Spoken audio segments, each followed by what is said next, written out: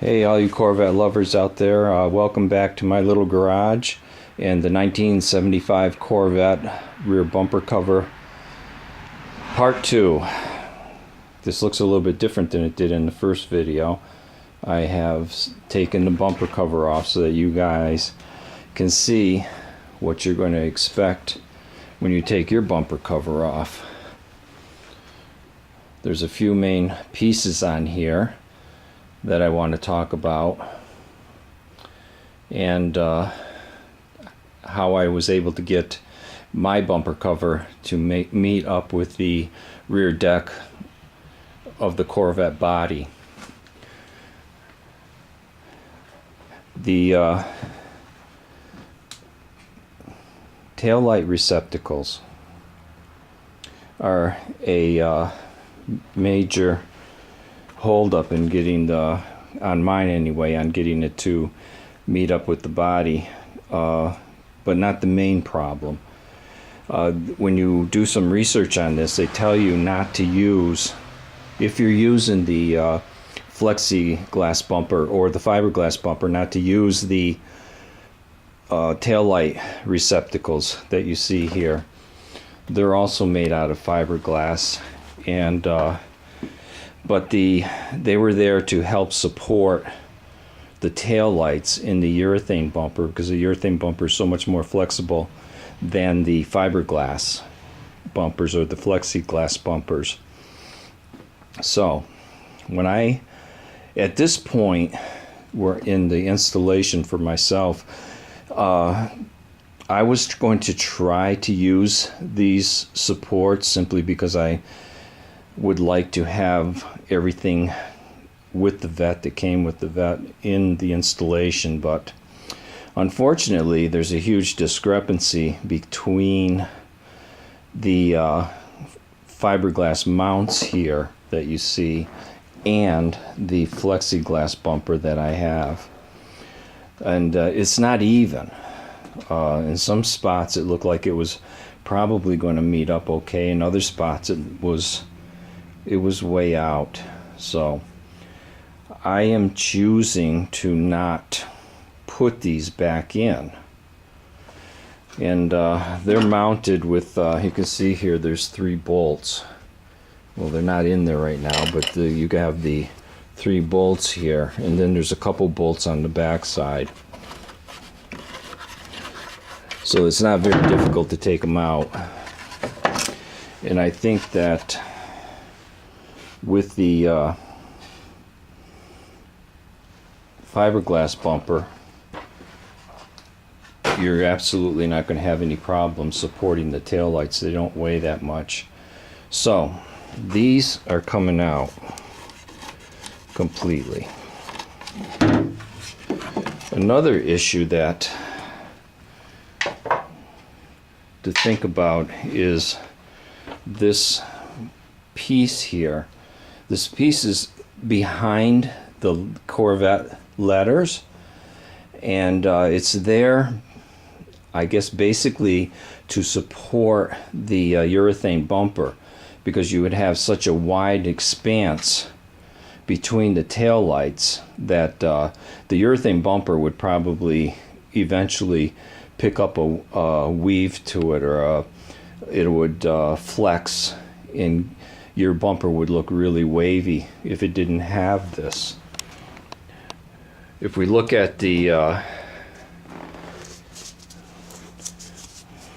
original installation, you can see here's the letters in mine, and on the back side you can see that they have a piece of rubber, and that piece of rubber actually comes in contact with the urethane bumper and this piece of metal here. I'm on the fence as to whether I'm going to use this or not. I have to believe that anything that you have in here probably gives some protection to the rear deck and to the fuel tank that sits right behind it. So I may stick this back in. The advantage of not having it in there is that if you have to work on the Corvette letters, when the bumper cover is on, you can reach up from behind and access them a lot easier without this aluminum piece. And this aluminum piece, I mean, is just that's all it is. So moving down, we have, this is the area where the license plate is. And you have this bumperette here. And there's a bumperette on the corner. And the same on the other side. Originally, when I was fitting these up, I had all of these bumperettes off. Absolutely had them off to try to get my bumper cover to reach the rear deck. And then after I got to the point where I did get it to reach the rear deck, I started adding this stuff back in. And I cleaned it up and I did some restoration on it. There's a problem with the assembly or the manufacture of this product, in the sense that the bumper itself is aluminum bar, and these pieces out here are steel. And also this piece that sits behind the Corvette letters is aluminum, but the problem is the corrosion. When you have the steel with the aluminum, you have what they call galvanic corrosion or dissimilar metal corrosion. The two junctions actually make up a battery, and it gives you some horrific corrosion problems. So what I had found in mine is issues like this, where you have this thick corrosion. You can see it here. It's just a real thick powder. So I had gone through all of the bumperettes, and I have to do this one yet. I wanted to save this one so that I could talk about galvanic corrosion a little bit and what you would find in the areas of the Corvette rear bumper. Now, if you live in a dry climate like the southern states, you may not have this problem quite so much because moisture definitely affects this problem. So you get these two dissimilar metals together and they start forming a battery junction, but if you get moisture between it, that just accelerates it. So the fix for this is to clean this out as much as possible and to corrosion proof it is the best way that you can do it. And what I ended up using is this product here, zinc chromate primer. It's a self-etching primer.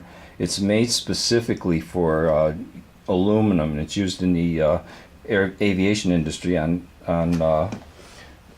just all of the aluminum surfaces, and it's really an excellent product if you can find it.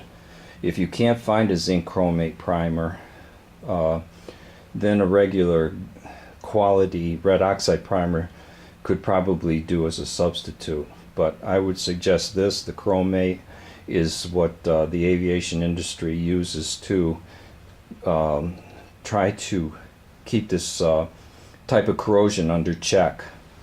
Another problem that is inherent in these bumpers are the attaching points. The attaching points are done with what they call a riv nut or a trick nut, and they're actually pulled into the aluminum bumper.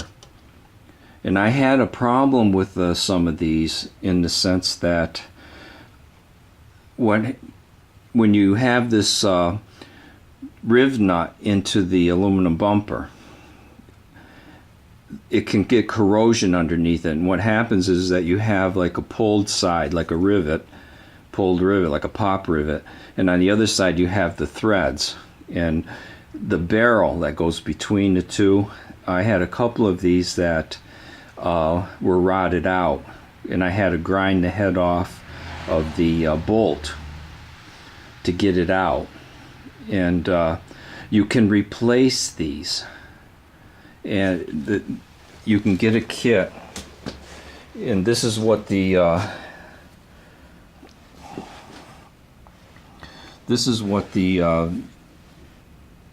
riv nut looks like, or trick nut. They have a couple of different names. It depends on what company makes them. And then you use a tool like this. It looks just like a regular rivet gun, and you put there's a grip length to this. Between, you can see where the serrated edges are, and this is the threaded end that will go into the bumper. This is the end that I was talking about that would go towards the bumperette. And you put these in a hole and you pull them with this tool, just like you do a pop rivet, and you can squeeze new threads in. I had to do that. Also, I had where this is one of the mount holes for the license plate area. They didn't have these in here, but the original screws that were in here were so corroded that there was no way I could reuse them, so I had to drill these out and put riv nuts on all three of these attaching points.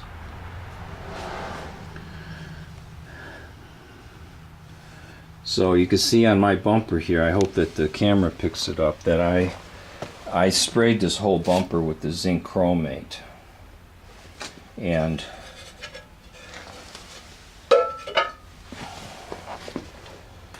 hopefully that I live in upstate New York, and we get a lot of moisture up here. It's a lot of humidity, and unfortunately I think that the first person that owned this Corvette may have driven it in the winter time, because there's some corrosion issues you can actually see on that plate that goes over the gas tank. I haven't researched to see if I could find another one of those plates or not. But anyway, back to the issues of fit. So I'm going to try to get you in a spot where you can see where I'm talking about. Okay, this is the mount that goes between the bumper beam and the frame of the car. There was I spent a lot of time trying to get the bumper closer to the rear deck of the car, and I found out that if you look down here between the where the shock mount, this is like a shock in here. If you look down in between here and the bumper, there's no shims in here, but originally when I took this apart, there was a couple shims in here. They're like about 1/8" shims that I took out. With these shims in here, I absolutely could not have, I did not have enough clearance here on this bumperette. And kind of how I found it out was by experimentation, because originally I took this off and I fit the bumper and said, well, it's fitting nicely. Then when I snuck this back in, then it wasn't fitting at all. So on the opposite side, let me get a little light here. On the opposite side, you can see this side I have some shims still into it. There's 2 shims in this side. So that goes to show, you know, we talked earlier about how the differences in the assembly of these cars. It goes to show there's like about a 1/4 of an inch difference between this side in the rear deck and the right side in the rear deck. So those shims are only in there for that purpose, is to shim this bumper up. So it looks like at the factory each one of these bumpers are hand fit to the car.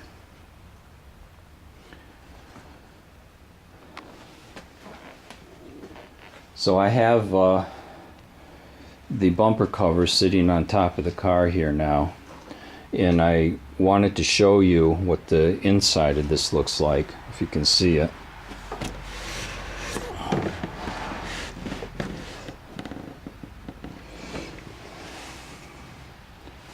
Can't get the camera to focus very well on it. But what I tried to do, like we were talking before about the how the fit of this was off quite a bit, and what I tried to do, as you can see here on this edge, is that I've tried to make slots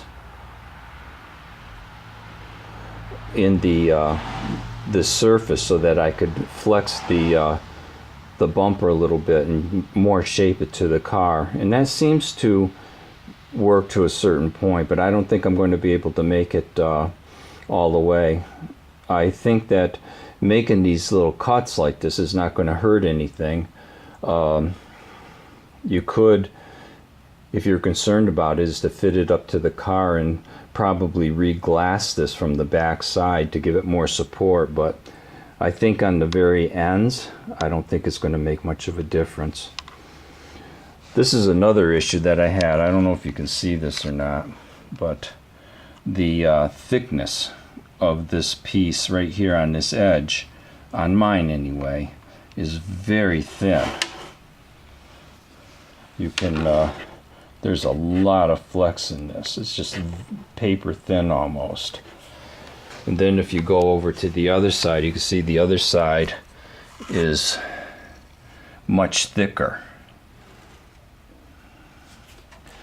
So this is the back side of the license plate area where I put the license plate mount in. And this is the what I did for the letters is I couldn't find, I was missing some of the those speed nuts that go on the letters, so I did some experimenting because I had extra letters, and I found that I could run a, I believe it's a 440 tap, excuse me, die down the mounting post of the letter, and I am putting these self-locking nuts on there instead of the speed nuts so that they don't fall off. When I got this car, it was missing 2 or 3 letters, and I had a little bit of issues with letters coming off of it before, but I think with these locking nuts, I don't think that they're going to come off at all. So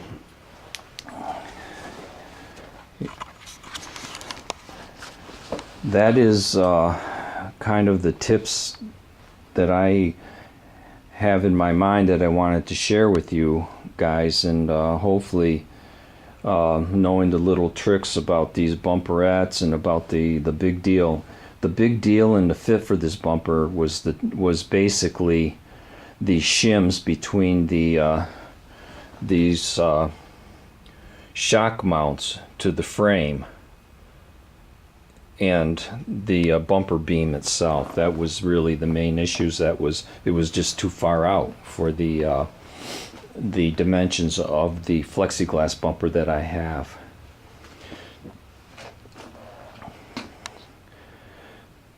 So hopefully, like I said before, hopefully this is going to help you guys out. I hope that this gives you enough information to more confidently go through and install, and gives you some information on what choice to use for your car, whether it's going to be urethane, whether it's going to be a plexiglass, or whether it's going to be a fiberglass. But one thing I wanted to point out, and I didn't really make that clear in the first video, is that if you're going to use the urethane bumper, you're going to have to use the original strips that go up in this area here.